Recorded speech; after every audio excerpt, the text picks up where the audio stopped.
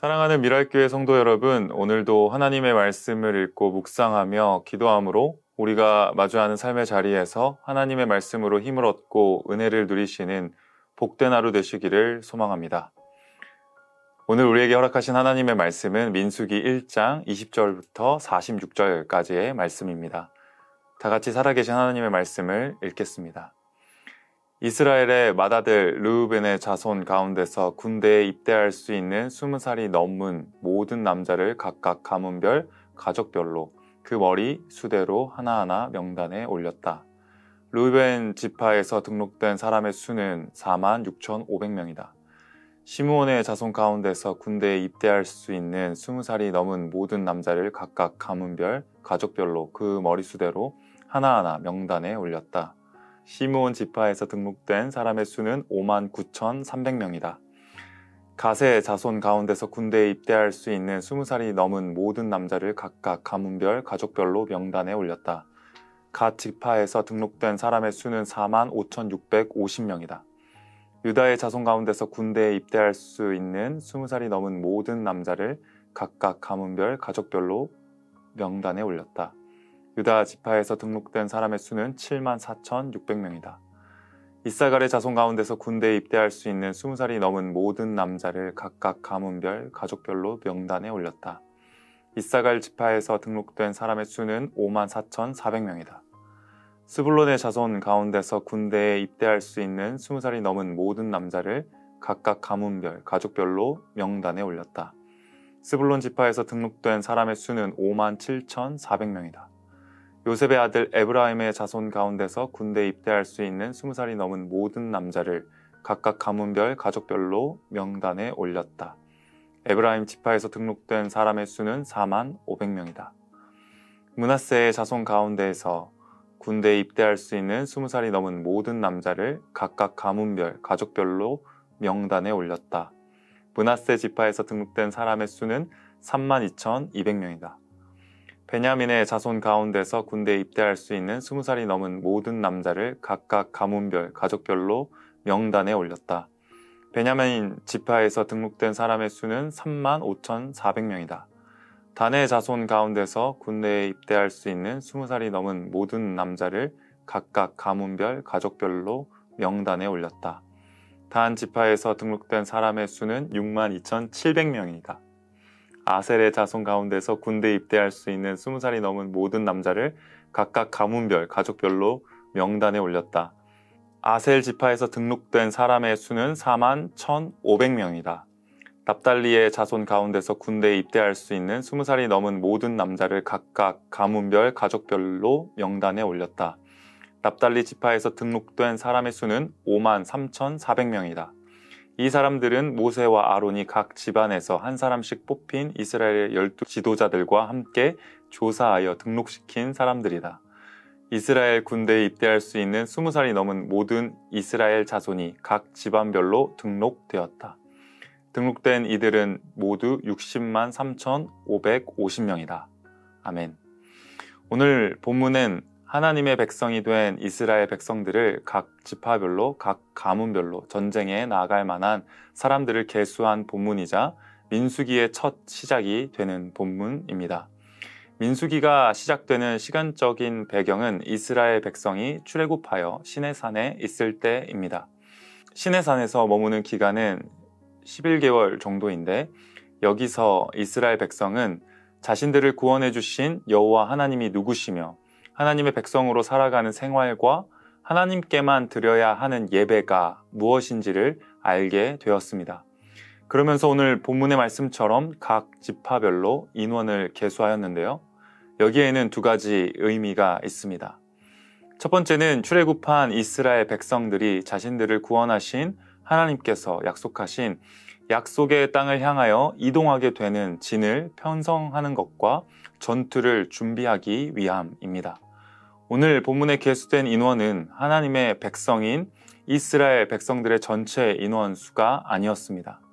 이는 전쟁에 참여할 수 있는 사람들만 계수한 인원이었습니다.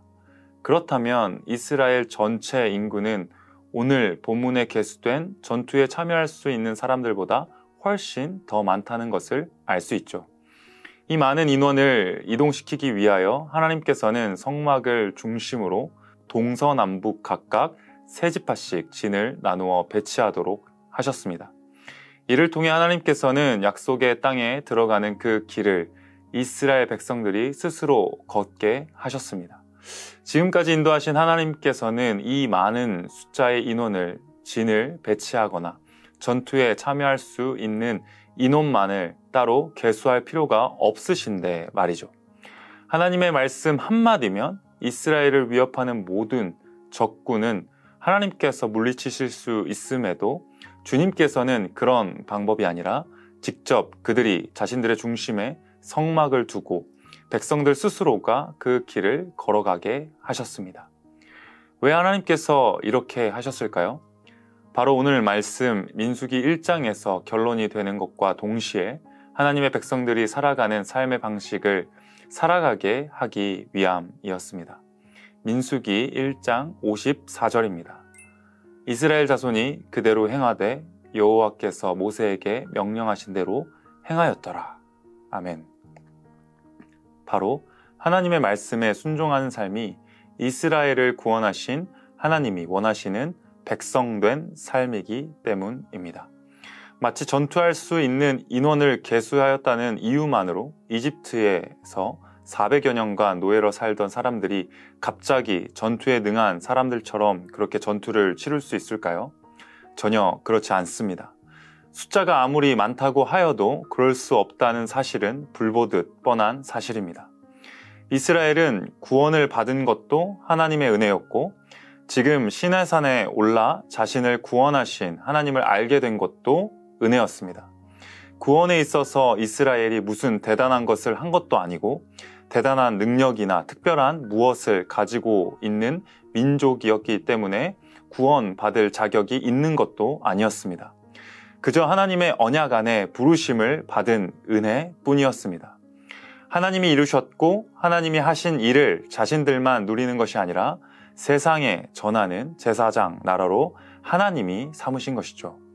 그러니 하나님의 전능하신 능력으로 쉽게 약속의 땅으로 이동하실 수 있으시지만 하나님은 그렇게 하지 않으시고 그들의 삶을 통해 하나님의 명령대로 살아계신 하나님의 말씀에 순종하는 모습으로 살아가야 한다는 사실을 가르쳐 주셨습니다.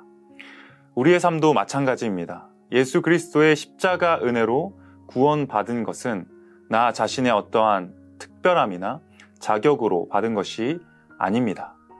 오직 전적인 하나님의 은혜인 것이죠. 주님이 이루신 구원이시고 완성시키실 구원이십니다.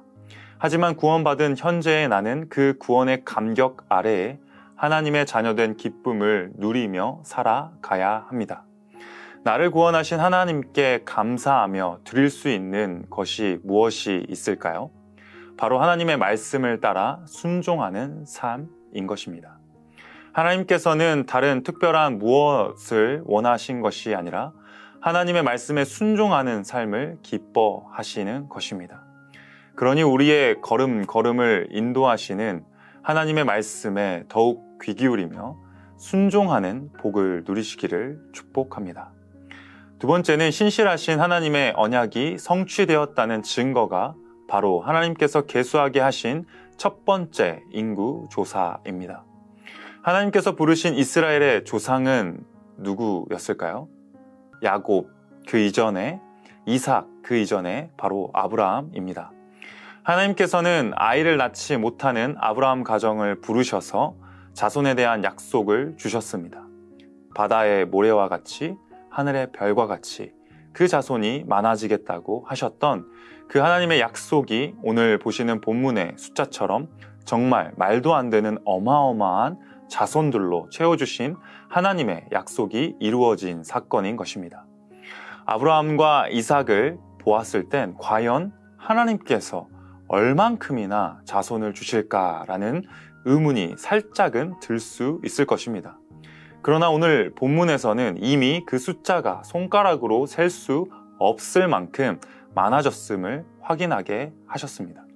그러니 하나님의 언약은 실로 전능하신 하나님께서 반드시 이루어 주시는 하나님 편에서 우리에게 주시는 약속인 것이죠.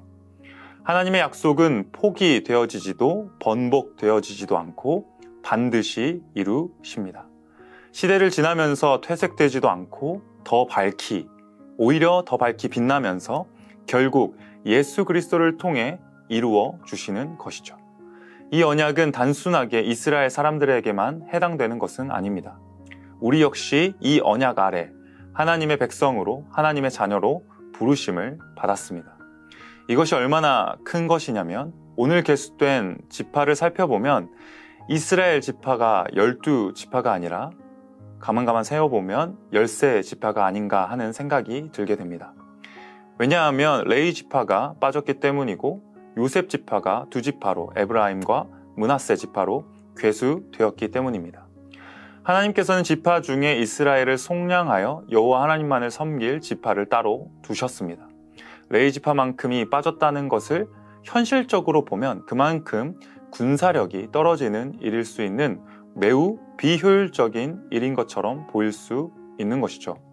하지만 하나님께서는 자신을 섬길 사람들을 제외시켰음에도 하나님을 섬기는 것 때문에 현실적으로 부족하다거나 숫자적으로 열세를 경험시키지 않으셨습니다.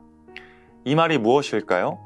하나님께서는 반드시 하나님께서 약속하신 언약을 자신의 백성들에게 이루시고 그 구원의 기쁨 가운데 하나님의 말씀에 순종하는 삶으로 인도하시며 그로 인하여 믿는 자의 삶이 그 삶의 현실 속에서 하나님을 섬기는 것으로 인하여 하나님께 받은 복을 빼앗기지 않게 하신다는 사실입니다. 그러니 사랑하는 미랄교회 성도 여러분, 우리는 세상을 살아갈 때 누구의 말을 들어야 하며 무엇이 삶의 가장 첫 번째 되는 우선순위가 되어야 할까요? 바라기는 살아계신 하나님의 말씀이 들리고 구원받은 우리의 삶 속에서 하나님을 섬기는 삶이 무엇보다도 가장 첫 번째가 되는 삶이 되시기를 소망합니다. 이와 같은 삶이 하나님이 기뻐하시는 복된 삶이며 하나님께 받은 복을 빼앗기지 않고 오히려 풍성하게 누리며 나누는 삶이 되는 줄 믿습니다. 오늘도 하나님께서 주신 이 말씀을 기억하며 이러한 은혜를 따라 살아가시는 복된 하루 되시기를 축복합니다. 함께 기도하겠습니다. 언약을 반드시 이루시는 신실하신 아버지 하나님, 참으로 감사를 드립니다. 하나님께서 약속하신 그 약속이 이루어지는 것을 우리가 바라볼 때 우리의 구원 역시 하나님께서 이루신 하나님의 일이심을 고백하게 됩니다.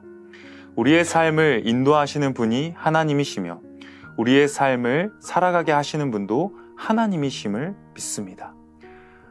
주님의 말씀을 의지함으로, 주님의 말씀에 힘을 얻음으로, 더욱더 주님의 말씀에 귀를 기울임으로 그 안에서 샘솟는 기쁨을 허락하여 주시고 하늘의 신령한 복을 누리는 복된 자녀된 삶을 살아가게 하여 주시옵소서. 그리하여서 나의 힘과 노력이 아니라 전능하신 아버지 하나님의 이름을, 그 영광을 올려드리는 복된 자녀의 삶을 순종으로, 아멘으로 살아가길 원하오니 성령 하나님, 우리의 삶을 지키시고 그 말씀 가운데 인도하여 주시옵소서. 오늘도 하나님께서 주시는 힘과 능력으로 살아가기를 원합니다. 늘 동행하여 주시옵소서. 감사를 드리오며 살아계신 예수님의 이름으로 기도드립니다. 아멘.